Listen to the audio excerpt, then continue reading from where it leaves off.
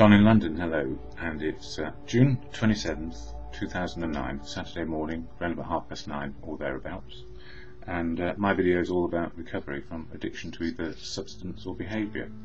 My addiction, alcohol, could have been anything else, never got round to it, feared it probably, and my behaviour, cross-addicted sometimes into workaholic, relationshipaholic, you name it, sportsaholic in terms of challenging myself, but not other people. I didn't have that competitive edge when it came to being top dog, but I did get to fairly high places now and again in my life, and realised when I got there it was probably the wrong place to be for me. Didn't enjoy it, didn't actually enjoy the money it provided either, and I guess I was looking for a spiritual connection to living, and the gift in recovery is for me to find out what that spiritual connection is for me. So it is seeing the truth of now, the power of now, not living in the past and not worrying about the future. What helps me most? Family who care for me, community, society, and a big fellowship which I will be grateful for and have gratitude for every day. A place to go, this fellowship, Alcoholics Anonymous, where people know my malady, which is if I take a drink, it won't cure anything, and 1,000 will never do. So I just don't drink a day at a time. And that time scale fits with my spiritual connection to find the truth in the moment, this imperfectly perfect present moment. And none of us are perfect, except we are imperfectly perfect, and we can keep on learning every single day that we keep on going at life. And the Fellowship of AA, Alcoholics Anonymous, I don't speak for it, never will, and I cannot speak for unique, authentic people either, because that's what the fellowship has, unique, authentic people making their way soberly a day at a time. So how do we do it? Well, the preamble, which is shared at the beginning of every meeting, which applies to anybody who's new or anybody who's been around for decades, and it goes like this, the preamble. AA. Alcoholics Anonymous is a fellowship of men and women who share their experience, strength and hope with each other, that they may solve their common problem and help others to recover from alcoholism. The only requirement for membership is a desire to stop drinking. There are no dues or fees for AA membership. We are self-supporting through our own contributions. AA is not allied with any sect, denomination, politics, organisation or institution, does not wish to engage in any controversy, neither endorses nor opposes any causes. Our primary purpose is to stay sober and help other alcoholics to achieve sobriety. And you know, my recovery is dependent on professional help for type 1 diabetes, which I got in recovery, thankfully because I'm still alive, clinical depression, which is managed professionally to make sure that I have the right chemical balance in my head. Doesn't make me happy, only life can do that, and so does life make me sad as well. But the fellowship, non-professional, ordinary people like me, but unique and authentic with their own take on life, and so we share our wisdom each and every time we meet up. And you know, it's good to do that. And I was listening to somebody last night who has probably 40 some odd years recovery, and they said, you know, if you worry about the future, or if you're planning for the future, it hasn't happened yet, so maybe plan more simply in the day in which we are. We do have to keep a weather eye for the future and what we can do, but it's living in the moment which really counts, where we can actually experience our feelings and our thinking. And something I've often said, and I do believe it, actually we feel life first. We feel the feelings of life, and then we think whether they're a good idea or not. And it's when we get that knot inside our stomach where we're not quite sure what is going on, like over the last couple of days with the tragic death of Michael Jackson, you know, the absolute, I cannot believe it's happening. And that's part of denial and a process of grieving, as I've mentioned in the previous two videos. So we have big things happen in our lives, and although we were not able to know Michael Jackson as a friend, we were very aware of his presence on the planet through his music and all the hard things and difficult things which he experienced in his life. And obviously with the knowledge now that he was addicted to various forms of medication,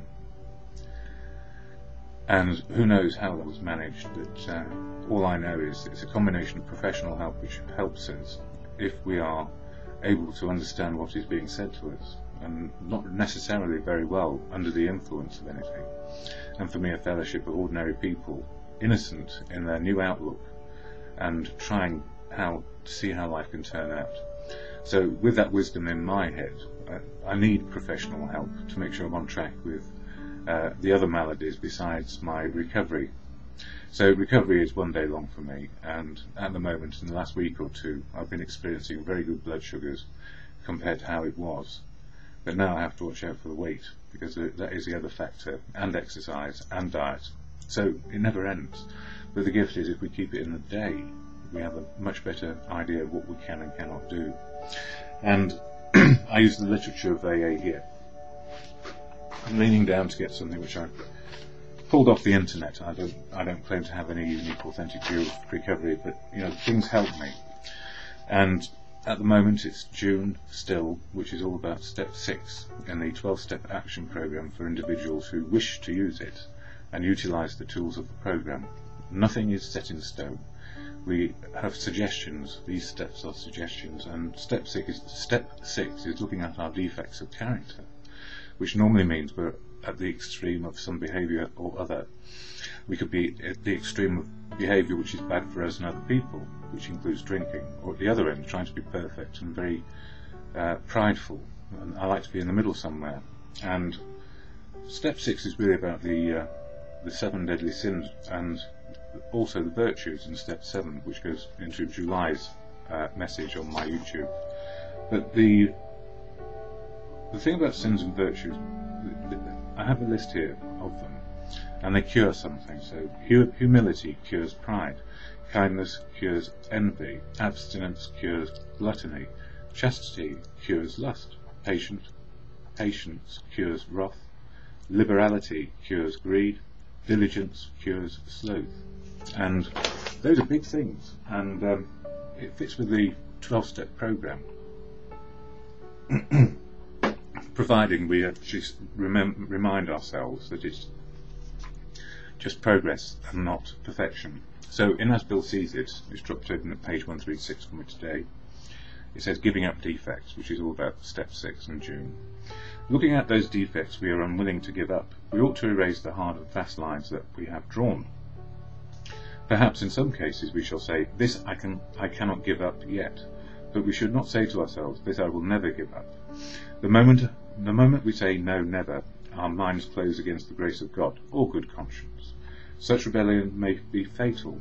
Instead, we should abandon limited objectives and begin to move towards God's will for us, or good conscience, or whatever your higher power is. And those are good messages, and they help me and other people.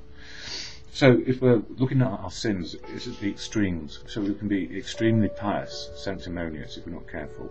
And I run into that trap if I try and preach to people, which is why I just share how my life is going, and I'm just an honest person, well, trying to be an honest person. I don't know if I always succeed. Sometimes they can be very vague. But daily reflections today for June 27, conforming to the AA way. Now here's one. We obey AA steps and traditions because we really want them for ourselves.